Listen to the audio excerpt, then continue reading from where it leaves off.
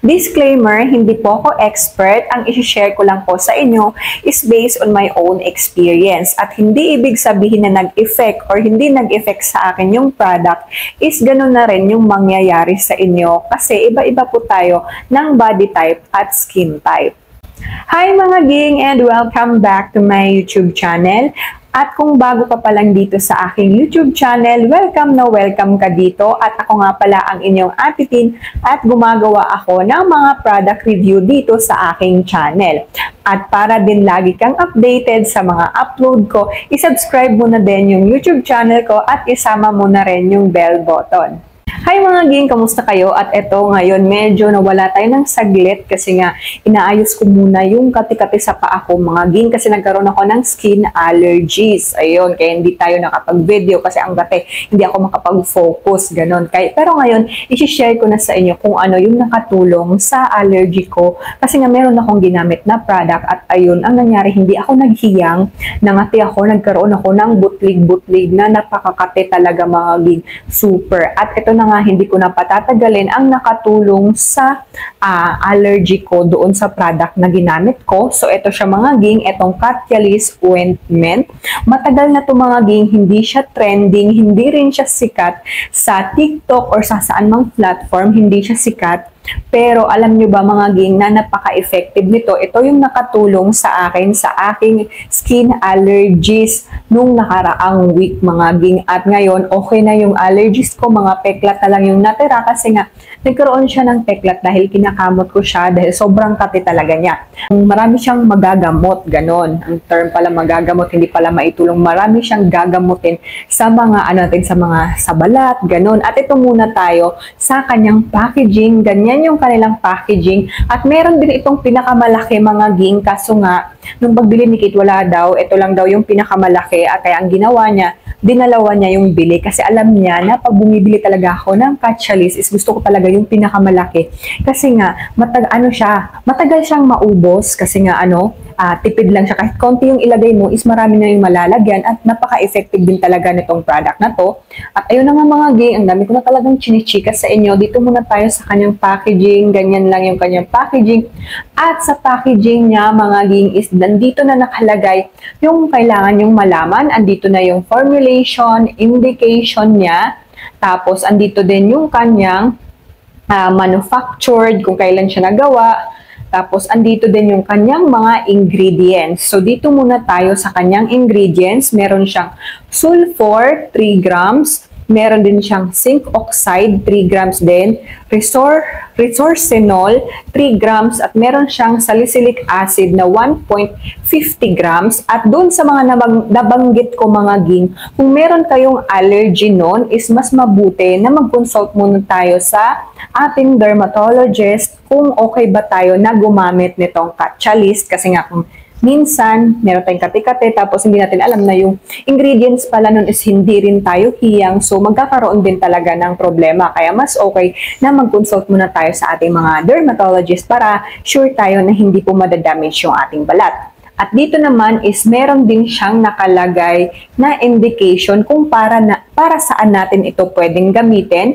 So, pwede siya sa prickly heat, eczema, dandruff, pimples, ringworm, Tenia flava, underarm odor. So, pwede din pala siya kung meron kang putok. Pwede siya, matutulungan niya na mawala ang iyong putok.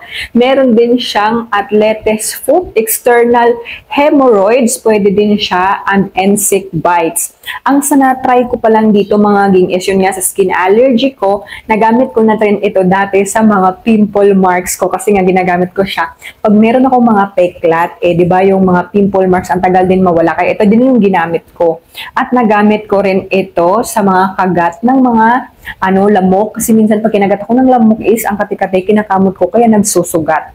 At ito nga mga ging, meron din akong ipapakita sa inyo na kinamot ko kaya nasugat. Ayan siya mga ging, kasi nga ang kati-kati, di ko alam kung makita nyo. Ayan, diba? Ang laki ng sugat. Ganun yung pag meron talagang kati-kati sa katawan ko, nagsusugat talaga siya kasi hindi ko mapigilan yung sarili ko na kamutin yung mga kati-kati na yun, ganun. At meron din pala akong kinumpile na video mga mga kati-kati ko para din makita nyo na ganun pala yung ganun yung kati-kati na sinasabi ko para din may idea kayo kung ano yung nagamot niya kasi nga baka meron din kayong ganun para naman magamot nyo na kaagad kasi sobrang kali talaga mga ging. Pero ito, ang dami ko lang chika, ipapakita ko na sa inyo.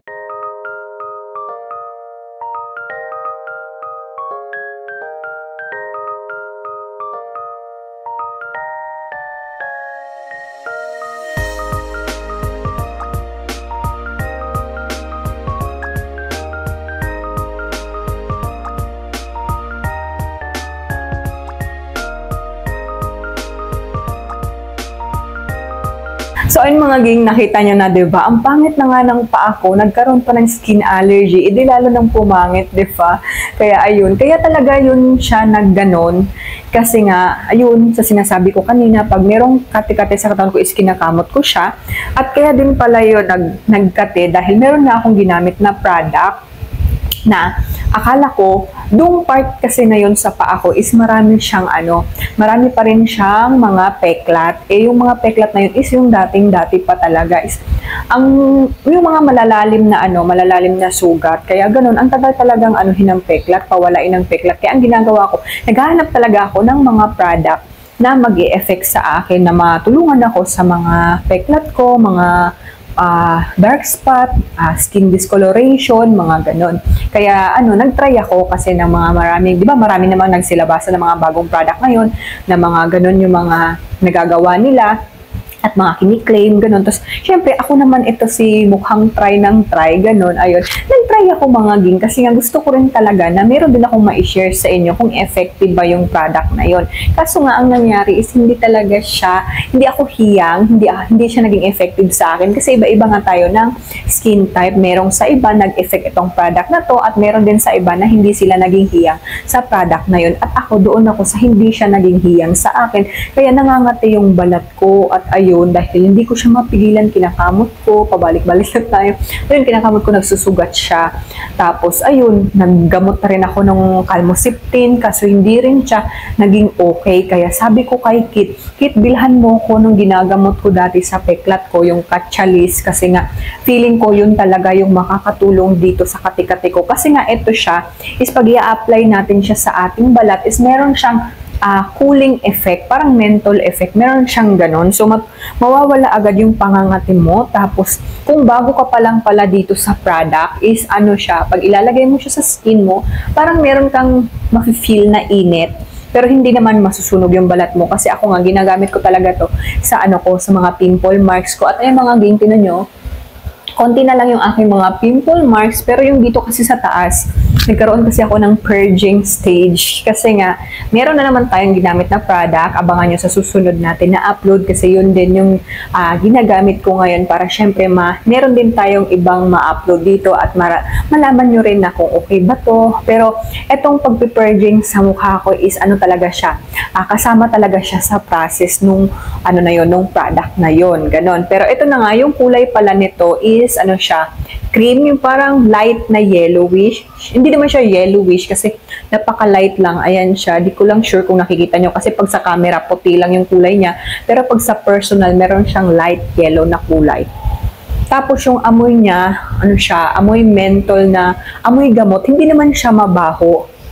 Depende lang din yata yan sa atin, sa pang-amoy natin. Kasi ako, okay lang sa akin yung yung amoy niya. At ako naman pala mga ginagamit ko ito, bago ako matulog, na ako mag-half bath, pagkatapos is naglalagay kaagad ako nitong Catchalis. Hindi ko pala siya ginagamit sa umaga kasi nga, ako kasi pag nag-a-apply din ako nito is kinakapalan ko yung pag-apply niya. Kasi ang effect nito mga example, naglagay ka ngayon, Monday hanggang Wednesday, tapos nag-stop ka na. Kasi ako ganun yung ginagawa ko. 3 days akong naglalagay, 3 consecutive days akong naglalagay, tapos pagka 4 days is ini-stop ko na siya. Kasi ang mangyayari sa balat mo mga magbabalat siya, matatanggal yung mga yung mga balat mo na mayroong mga dark spot. Ganun yung mangyayari hanggang sa mag-fade na yung mga pimples mo at yung mga peklat mo. Ganun yung effect niya sa balat natin. Kaya ayun, ang ginagawa ko, pagka 4 days, i-stop ko na siya para mag-exfoliate na siya. Kasi pag hindi mo siya i-stop, is hindi rin siya hindi pa siya agad magbabalat. Ganun yung na-experience ko sa paggamit ko nitong Catalyst.